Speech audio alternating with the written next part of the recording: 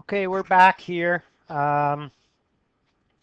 Just trying to get some of the key points through to you so at least you can say you've seen them. We were really tight on time here, but I know a lot of you are going into the engineering, the sciences, and stuff like that. And my hope is next year when you see some of this stuff, at least you may have heard of the words before, seen it before, maybe reduce your anxiety a little bit about it. I know we probably haven't, well, we haven't given this the proper uh, attention it deserves because of time, but today and tomorrow we'll get this done, and then that'll be it. And I hope you watched those two videos I posted. Okay, they're really good. So within that, you would have seen about radioactivity discovered quite a while ago, 1896, by Henry Becquerel. And he discovered that there were some elements that were radioactive. That is, they emitted some type of energy, some type of radiation. And these rays were actually originally called after Henri. They were called Becquerel rays. His name still exists in science and units, you'll see that. And this was the very beginning of looking at nuclear physics. Some people call it nuclear chemistry because before this, chemical reactions dominated. It was all about the electrons. Now we're starting to see what's going on in the nucleus, and that was 1896. Now, as you've seen in the past, there's a huge size difference here. The radius of an atom is 10 to the negative 10 meters, but the radius of a nucleus, look, 10 to the negative 15 meters, right? That's 100,000 times difference. Think about that. That's huge. So it's so small, it took time for scientists to really start to delve into it. And so it came about later than the understanding of electron chemistry, if you will, and electron physics. So a couple of things were discovered as they started to look into the nucleus. Rutherford discovered a nucleus. Moseley discovered the charge on the nucleus is always a multiple charge of the electrons, but it was positive. And so that really led to the idea of the proton and the proton being positive. And as it says in here, I've posted this note for you so you can read it at your own pace. But it really led the way to helping establish what the periodic table was, how elements were different from each other because of a difference in their number of protons. So this was the very beginnings of this, the very, very beginnings. What else happened? Well, a gentleman named Frederick Soddy, all right, he was able to investigate and discovered what you probably covered in chemistry class, which is isotopes. And this led now uh, that there was another particle in the nucleus called, eventually called the neutron. It had mass, no charge, but it wasn't until 1932 that a gentleman named James Chadwick discovered the neutron. So we're really starting to build up what the atom itself looks like. And this is something you would have seen way back in grade 9 about electrons, neutrons, and protons. You know all about that. A word you may not have heard is the nucleon. There are only two types of nucleons, protons and neutrons, if you run into that word in the future. All right. And atomic mass units and was discovered, and it was one atomic mass unit was 1.6605 times 10 to the negative 27 kilograms, and it was all based upon 1/12 of the mass of carbon 12. All right, this is the very beginnings of trying to establish units to the nucleus. This atomic mass unit has now changed uh, as we've improved the way we can measure and observe the nucleus. So, for example, one hydrogen atom, look how they use the word, has approximately one atomic mass unit. Approximately. So that would be approximately the mass of if you take a look here, approximately the mass of neutron and proton. So these are approximations still.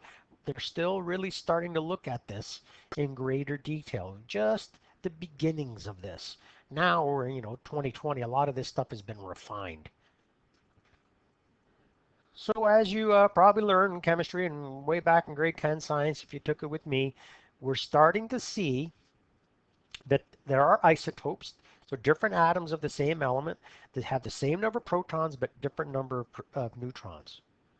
All right, for example, uranium 235, uranium 238. It's uranium, it's got 92 protons, but when you add the protons and neutrons, you get a different uh, sum. Now, this is really important, this idea of the isotope and what we're talking about, because it leads to the idea that some isotopes are stable, as you probably saw in the video, but others are radioactive. So this idea of the isotope, that are differences in the nucleus, was hugely, hugely important. What else happened as they were starting to investigate the nucleus? Well, nuclear forces started to be discovered. Why is that? To bind or to keep together protons and neutrons, right, in a nucleus requires extremely large forces. Scientists have identified only 4 types of forces in the universe, period. There's gravity, electromagnetism, these were well understood. These two here, strong and weak nuclear forces, this is what started to come to be understood as people started to look and study the nucleus. So let's go through this story here. The positively charged protons within the nucleus have electrostatic repulsive forces between them.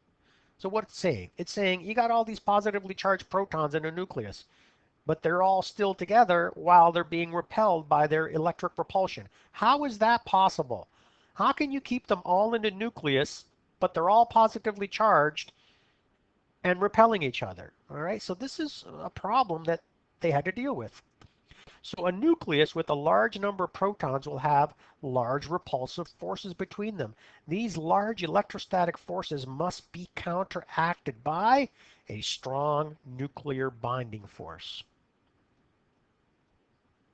And it's a force that doesn't exist beyond the nucleus. It only exists in the nucleus, and it holds the nucleus together. So strong nuclear forces hold some atomic particles within the nucleus together. The range of this force is very short. Look at that. It doesn't exist past that distance from particles. They do not exist at distances greater than this. Strong nuclear forces are independent of electric charge of these objects. So it's saying that there is an attractive strong nuclear force amongst these nucleons that has nothing to do with the electrostatics. Nothing to do with the charge or non-charge in a proton neutron. This is a brand new force. So a nucleus with a large number of protons will possess extra neutrons to offset the large electrostatic force. Aha! We're starting to see the role of the nucleus. However, situations arrive where extra neutrons cannot counteract the repulsive electrostatic forces and the nucleus becomes unstable. When this happens, the nucleus will disintegrate, rearrange itself, or both. Such an unstable nucleus is said to be radioactive. It starts to release energy, it starts to release particles, and the scientists were starting to understand the nucleus and also radiation. That yes, neutrons can help the nucleus stay stable, but you reach a certain point where there's so many protons in there, you cannot have enough neutrons to keep the nucleus stable. And that led to radioactivity, and we're going to look at that next. So you've got these disintegrating, these rearranging, these transmutating nuclei, and they're releasing energy, as Becquerel discovered. And eventually it was seen that there were 3 types of energies leaving it: alpha rays, beta rays, and gamma rays. Now, alpha rays are just beams of a helium nuclei. Two protons, two electrons. Two protons, two neutrons, I beg your pardon. Beta rays are electrons and gamma rays are high energy photons. Now, the alpha ray is the weakest in terms of energy, then the beta ray has more energy, and gamma ray has the most energy. And when these nuclei go through rearrangement, they actually change from one type of element into another. They release energy, and this process is called transmutation. It's a word that you'll see next year, so I wanted you to see it here first. Transmutation. So let's go through the first one here first. The first one is alpha decay, and we've got thorium-227. It's unstable. There's a lot of electrostatic repulsion here. It's greater than the nuclear force that's trying to keep this nucleus together, so it releases energy in the forms of a helium nuclei. Two protons, two neutrons. There's a symbol for an alpha particle. Can also be written as this, with the helium instead of the Greek letter alpha. And you see that the thorium changes into another type of element, element 88. So the number of protons, the atomic number changes, and also you get a change here in the number of neutrons, and that is established here with the mass number, which shows that there's a change in the number of protons and or number of neutrons. So this is what we call a nuclear equation, because the sum has to be contained here. 90 is equal to 88 plus 2. So the atomic number is conserved. 227 is equal to 223 plus 4. The mass number is conserved. It has to be like that all the time. And we reach a type of element which is more stable. All right, beta decay. Here's an example here. Carbon-14 turns into nitrogen-14, and what is released is a beta particle, which has an atomic number 0 and a mass number -1 and a mass number 0. It's got the symbol there, the Greek letter beta. Now, beta particle can also be written like this, -1 E0, because a beta particle is basically a high energy electron ejected from the nucleus. What's that? An electron ejected from a nucleus? I thought electrons were in orbit around the nucleus. How can there be an electron in a nucleus? Mr. Zafiro, what are you talking about? Well, here it appears that during beta decay, a neutron can change into a proton by emitting an electron. Isn't that interesting? Isn't that interesting? It also appears that during beta decay, a proton can change into a neutron by emitting a positron. Wow, a positron is an electron with a positive charge. It is called an antiparticle. It's antimatter. Here's an example, fluorine 19 changing into oxygen 19. Look what's released here.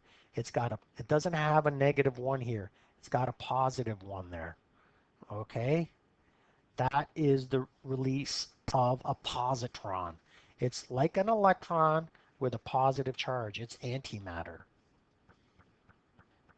So let's recap this. A nuclei that have too many neutrons for stability can change a neutron into a proton and an electron by emitting a beta particle from the nucleus.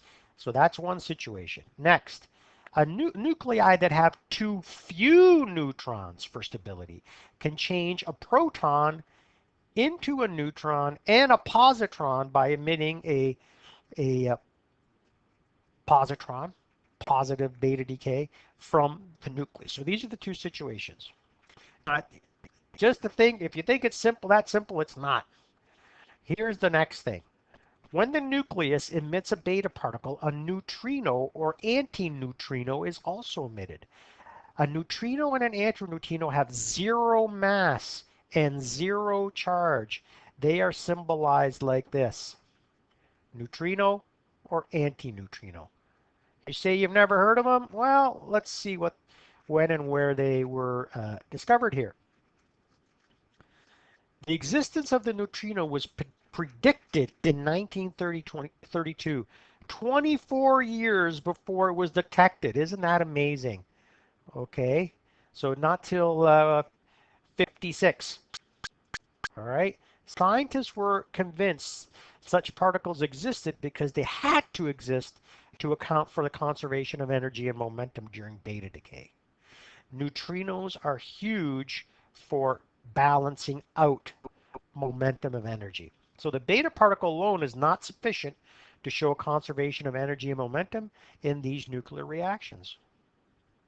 So when a neutron changes into a proton and an electron, here's the equation. Neutron, you get a proton, you get a positron, and you get an antineutrino. When a proton changes into a neutron and a positron, okay, uh, oh, I said that wrong, didn't I? Neutron changes into a proton and an electron, you get an antineutrino. But when a proton changes into a neutron and a positron, here's the equation. Proton changes into neutron, changes into a positron, and a neutrino. Now you have to have these equations in order to balance out energy and momentum.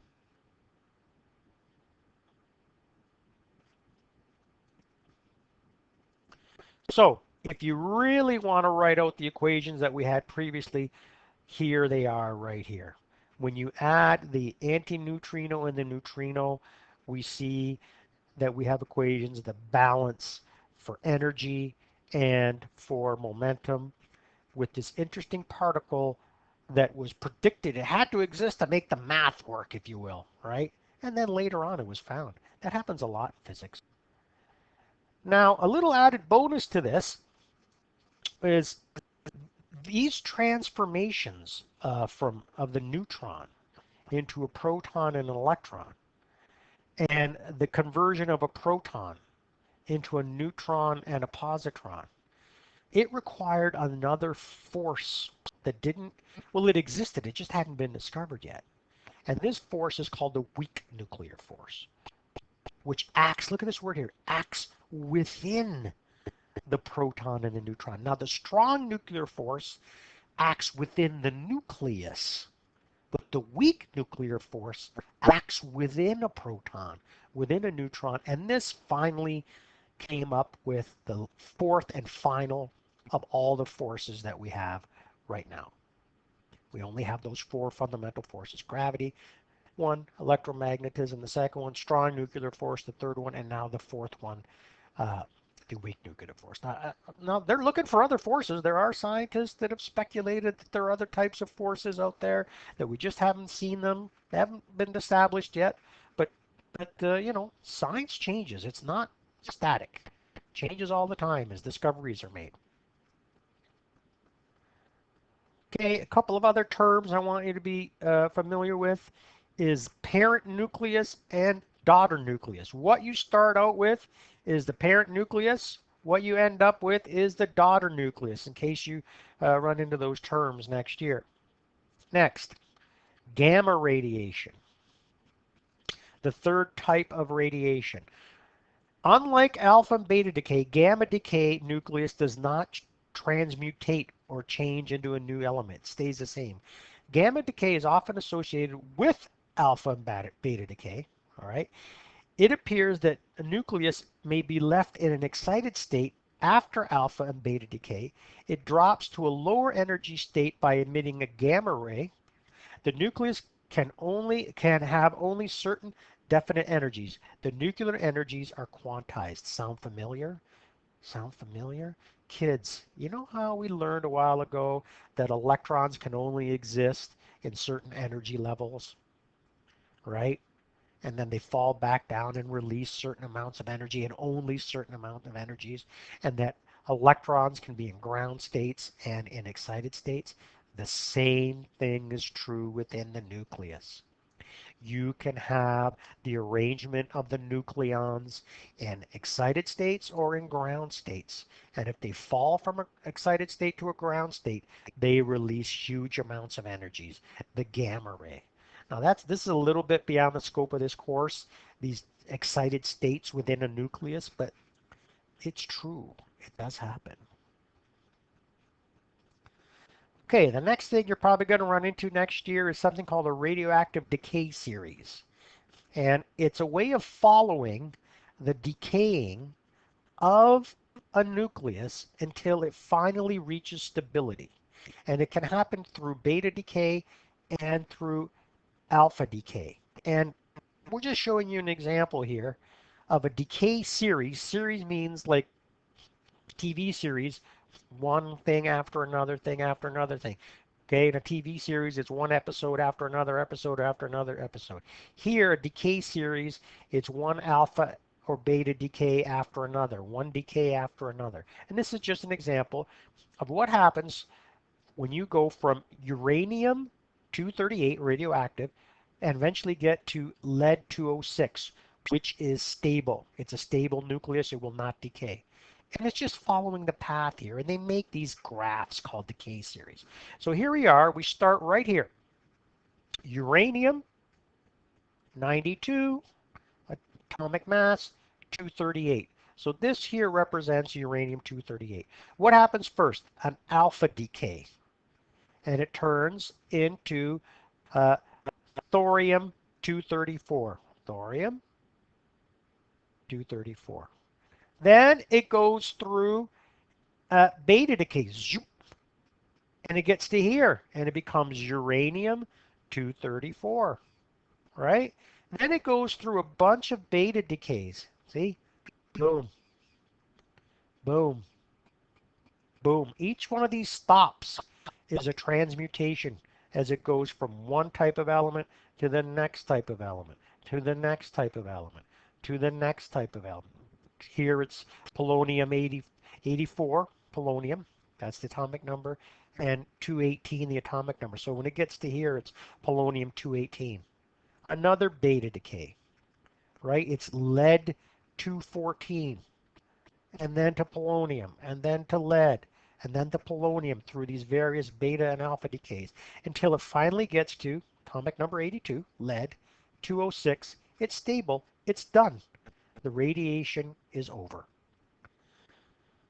Okay, so let's add a little bit of math to this and take a look at how quickly the radiation actually occurs. And that is all around something called half-life, which I'm pretty sure you've studied in math class. Okay, the rate that a radioactive sample transmutates can be expressed by its activity or its half-life. So activity. Activity is the number of nuclei that decay in a given period of time.